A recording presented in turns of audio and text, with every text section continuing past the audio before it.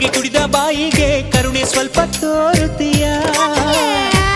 ಉಪ್ಪು ಖಾರ ತಿನ್ನೋ ಮನ್ಸ ತಪ್ಪು ಮಾಡದೆ ಹೋದ್ರೆ ಪಾಪ.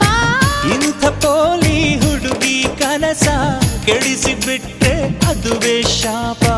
ಅಪ್ಪಿಕೊಂಡ್ರೆ ಇಲ್ಲ ಕೋಪ. ಮಲೆನಾಡಡಿಕೆ ಮೈಸೂರು ವಿಳೆದ